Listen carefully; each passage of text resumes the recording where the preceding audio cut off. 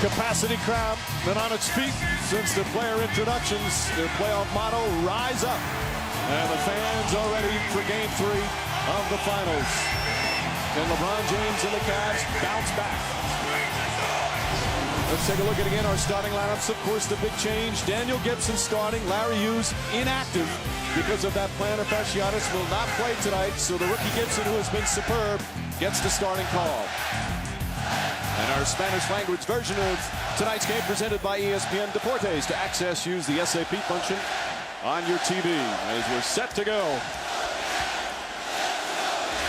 Danny Crawford, the crew chief, will get things started with Duncan and Ilgauskas. And Tony Parker brings it up for the Spurs. Parker has been brilliant through the first 2 games. The leading scorer in this series at over 28 a game.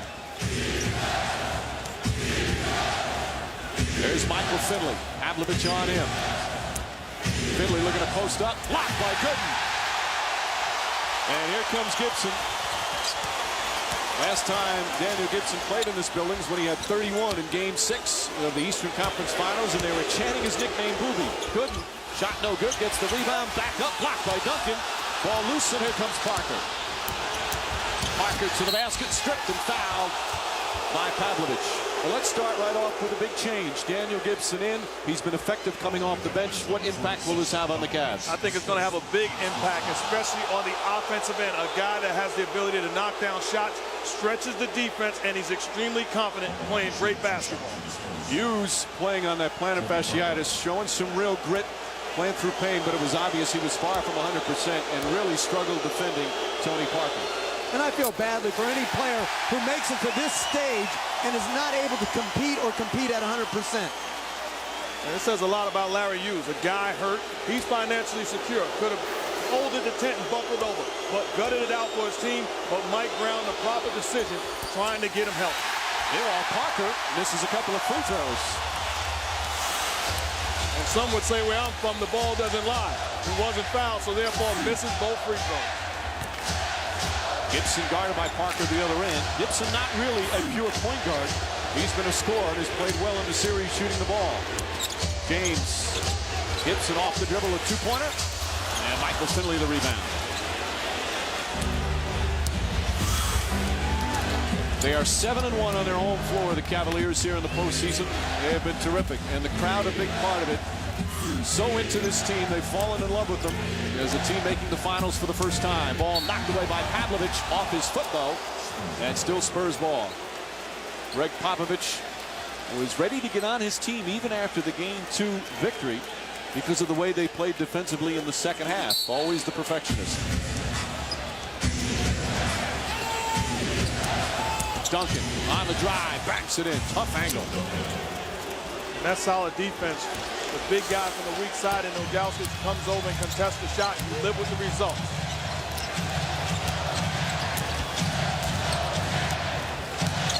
The Cavs have really struggled offensively in the first half of games. The Spurs defense again putting on a clinic. Gibson to the basket, can't get at the ball. Ilgauskas second tip, third tip is a good one. And boy, do they need Ilgauskas to play well. Well, that's Cleveland's greatest strength.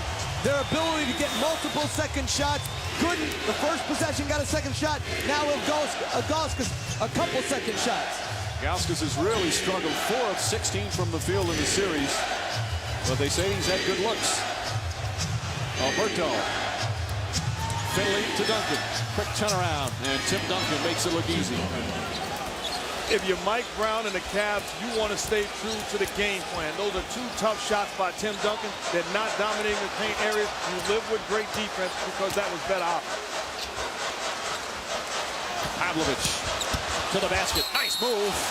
And got hit, so he'll go to the line as Tim Duncan picks up his first. And because of the presence of Gibson on the perimeter, the defense has to chase out. All of a sudden, you're rotating, and Ilgauskas is able to bang the offensive boards. Excellent energy and a big-time putback. So Duncan with his first. Pavlovich will go to the line. He's been in double figures in each of the first 2 games. It's the free throw. It's always been a good score. Again, a young player, just 23 years old, in his 4th year in the league from Serbia and Montenegro. a better first step than I remember his first 3 years in the league. Not just a spot-up shooter. He's got the three-point range, but also, as we've seen in this series so far, he can really put it down. Good first step. And Ilgauskas tips it back out. Another new possession off a missed free throw. Boy, we've seen that a lot in the last couple of weeks in the postseason. Pavlovich on the drive. Nice feed to Ilgauskas. Lost it and stolen by Parker. Mike Brown says the #1 key for them tonight is trying to stop Tony Parker, or at least slow him down. Duncan to the basket. In and out, and Gooden another rebound. And if the #1 key is stopping Tony Parker, then you are excited about the way that your defense has started this ball. Gooden can't finish. Duncan tips it, and taken by Alberto. The Spurs, an excellent road team during the course of the regular season. 27-14, 5-2 on the road in the playoffs. They're a team that have played so many big games on the road. Loud crowds normally don't bother them. Alberto, and James the rebound. I thought Parker should have been more aggressive coming off that high screen. In the first 2 games, he was attacking. That time, he came off as a passer as James attacks Alberto on the high pick and roll. Blocking foul on Alberto. And LeBron James does a great job. You see the big guy step out, take it to his body, gets the call. But the reason why Tony Parker is not aggressive is because no longer are they going underneath the screen and roll. The big guy is jumping out, and Gibson is running towards Parker. So he's no longer able to get to a sweet spot. James has been guarded by Bowen. Of course, team defense to Ginobili foul. So the Cavs worked that well, and they still have a timeout to advance the ball for a final possession. And where San Antonio is so disciplined, the ball goes in. Tim Duncan, their worst free throw shooter, along with Bowen, takes the ball out instead of being on the receiving end of the inbounds pass. So a one-point game. Big free throws from Ginobili. He just went to the line for the first time and was 1 for 2. Normally an excellent free throw shooter. For his career, 79%. Berejao will come back in. Now again, the Cavs, whether he makes it or even misses and they get the rebound, if they call timeout right away without advancing, they can then advance the ball to the front court. And they've got to expect to miss. Do not give up a second shot on a missed free throw. Much free throws there from Ginobili. And Cleveland will call their final timeout with a 3-point lead and 5.5 remaining. So now the Cavaliers will advance the ball inbound in the front court, trailing by 3. And the fact that they're out of timeouts and there's only 5.5 seconds remaining, they really have to go for a three-pointer right here. Right, Jeff? No doubt. And if I'm San Antonio, if they catch the ball with their back to the basket, I foul. If they put the ball on the ground, I foul. But if they're just faced up, I don't want to foul because they can rise up in the act of shooting. Mark, sometimes players have a tough time. They don't want to commit that foul with the chance that the guy goes into a shooting form. But you're Popovich, you have guys that you can trust. Make the foul. It's the best of both worlds. You're fouling a bad foul shooting team, second of all, so it's a correct play to make. And watch for Ilgauskas. He does have three-point range. Sometimes the guy that's not guarded to end the game is the center. And often the inbounder is the one that gets it back. And now Greg Popovich will call a 20-second timeout. Spurs still have 2 timeouts left. Damon Jones was going to inbound. And Popovich will go over his defensive strategy again.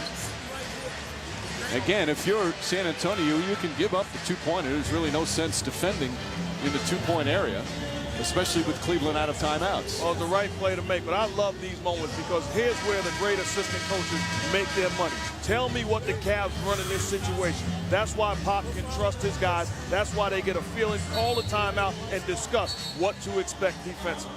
And every team in the league puts together a late game tape where they watch all the close games. They'll have these plays down, and now it's up to the 5 on defense to read the situations. Are they going to switch 1 through 5? Are they going to foul? There can be no miscommunication. Cavs trying to avoid the dreaded 3-0 deficit. Again, Damon Jones will inbound. Pavlovich, LeBron James, Boobie Gibson, and Ilgauskas on the floor for Cleveland. 5.5 remaining. They're out of timeouts. James on the drive, fires a three. Off the mark. Ilgauskas tips it. Ball knocked loose, and that'll do it.